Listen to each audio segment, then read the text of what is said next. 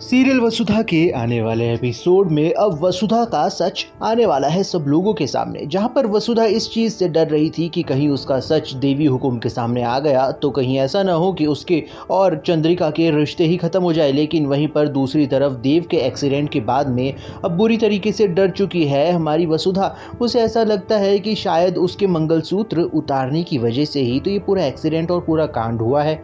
और वैसे भी इसमें कहीं ना कहीं तो हाथ है ही सही वसुधा का, क्योंकि वसुधा के चक्कर में ही ये पूरा कांड शुरू हुआ है, जिस वजह से माधव भागा वसुधा को बचाने के लिए। और अब माधव अपने आप को बचाने की कोशिश कर ही रहा था कि एक्सीडेंट हो गया। अब देखना काफ़ी इंटरेस्टिंग होने वाला है, क्योंकि आने वाला जो एपिसोड है उसमें एक तरफ तो वसुधा वापस वो मंगलसूत्र वापस अपने गले में पहन लेगी, लेकिन वहीं पर दूसरी तरफ अब उसका सच आ जाएगा सब लोगों के सामने, क्योंकि माधव फिर से वापस आने वाला है। माधव इसलिए आने वाला है क्योंकि अब माधव को बहुत बुरा लग रहा है कि उसकी वजह से इतना बड़ा एक्सीडेंट हो गया है देव सर का, और वो इस चीज़ को बिल्कुल डाइजेस्ट नहीं कर पा रहा है कि उसकी वजह से सब कुछ हुआ है। इसीलिए वो सब कुछ सच सच बताकर अपना गिल्ट फ्री होना चाहता है। लेकिन अब देखना काफ़ी इंटरेस्टिंग होगा, क्योंकि इस पूरे कार्यक्रम में होने वाला है वसुधा का बंटाढार। क्योंकि अगर ये सच बाहर आ गया तो वसुधा को इस घर में रुकने की कोई वजह ही नहीं रहेगी, वसुधा को इस घर से ही बाहर भगा दिया जा सकता है।